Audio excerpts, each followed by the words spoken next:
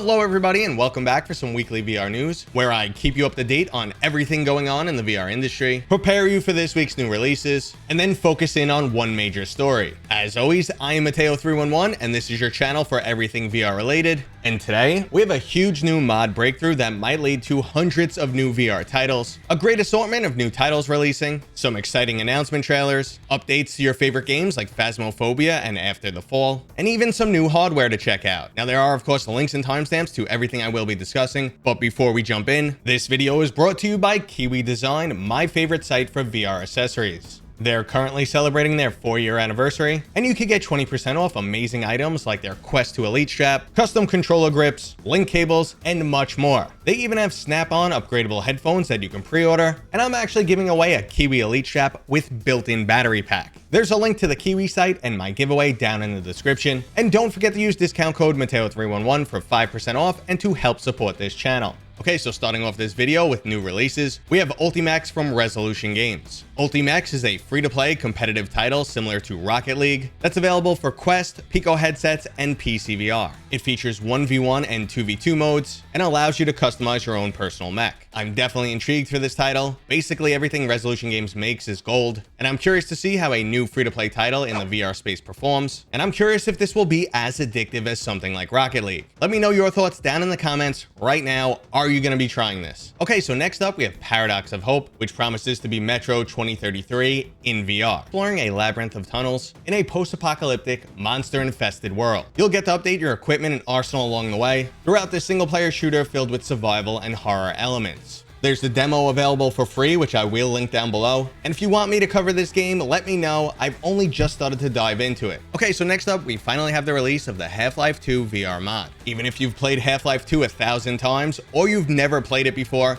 I highly recommend you go out and get it, install this mod, and start playing immediately in VR. It's a simple Steam download with no setup at all, feels like a native VR game. It runs and looks absolutely fantastic, especially for an old title, and they've even made the inventory system feel like Half-Life Alyx. Honestly, Half-Life 2 with this mod feels better than most VR games releasing right now. Okay, that was this week's short but sweet list of new releases. But don't worry, because we also have updates to some great games like After the Fall, and the new Reclamation season also drops this week. In it, we're getting a new downtown level, a new auto shotgun, sword blade power weapon. There'll be 100 new attachments to grind for, and they are adding mutators to each run. These are optional modifiers that can significantly change the gameplay. Now, if you're looking for something a bit scarier, Phasmophobia also has a new update coming. The Apocalypse update is giving us the Sunny Meadows, which is 5 small maps in one, a new difficulty customization system, its creepiest new environments to date, and plenty of other updates from the game's main menu to your equipment loadout. So if you were starting to feel like Phasmophobia isn't scary enough or hard enough, soon it will be time to jump back in. Now, as we look forward to new games,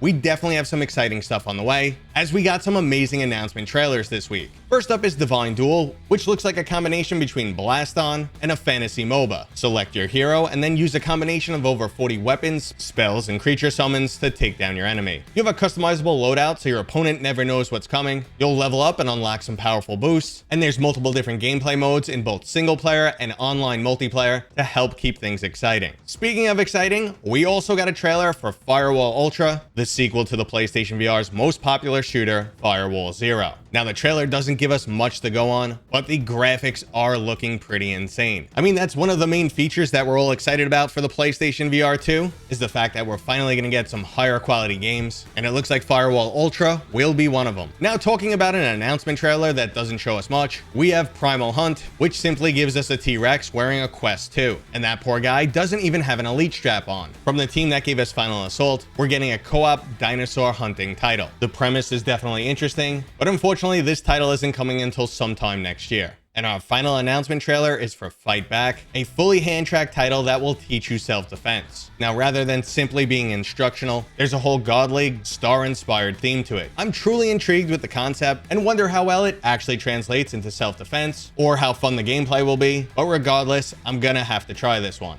Okay, so before we get into today's major topic, we have a few hardware stories to go over, And first up, the HTC Vive Focus 3 is getting both eye and facial tracking right before the launch of the Quest Pro. So the total price of this headset with those additional accessories is now over $1,600. So if you weren't aware, this is obviously an enterprise targeted headset. Now this move is most likely preemptive to help prevent Meta from cutting into their enterprise business, and it provides their existing clients both facial and eye tracking, so they won't need to look elsewhere. Now HTC has abandoned the consumer market, so I don't really care what they're up to these days, but this does signal the significance of both eye and facial tracking. Now also more of an enterprise product that may eventually break into the consumer level is the StrikerVR Maverick Pro gun. Now generally these items are reserved for VR arcades, but their newest model may filter down to the consumer level, and I have been in touch with the company to hopefully get my hands on one for testing. So not only is this a haptic based VR gun, it also operates as a full controller. The PlayStation VR aim controller was a huge success, so I would love to see an accessory like this for PCVR. And speaking of PCVR accessories, the Nofio wireless adapter for the Valve Index has already absolutely crushed their Kickstarter campaign goals and has raised over $500,000 in 2 weeks. It's amazing how an expensive accessory to a product that's already over 3 years in age is getting so much support, especially since you're going to be waiting till at least March to receive this adapter. And by then, the VR landscape is already set to change a lot. Don't get me wrong though, I really want to get my hands on one of these. It's an absolute dream come true.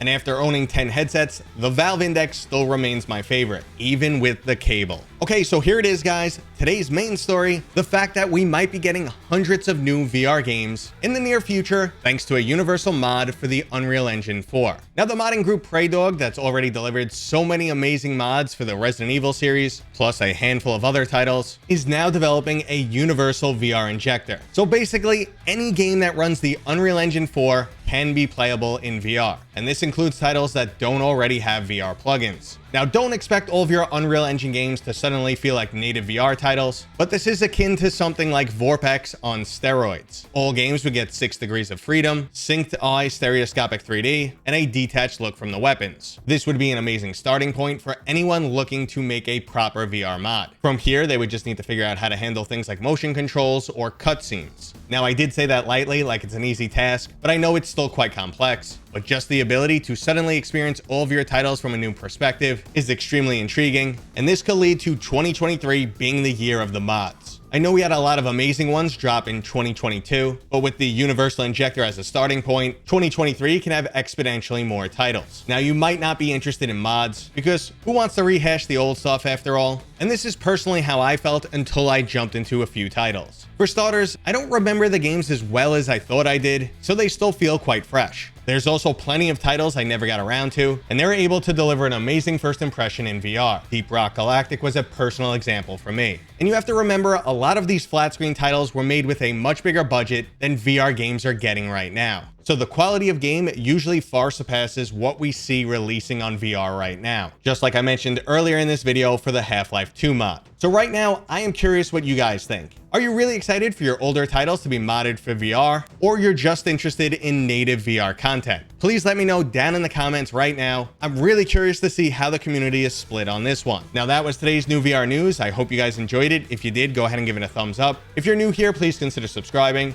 And as always, I will see you guys on next time.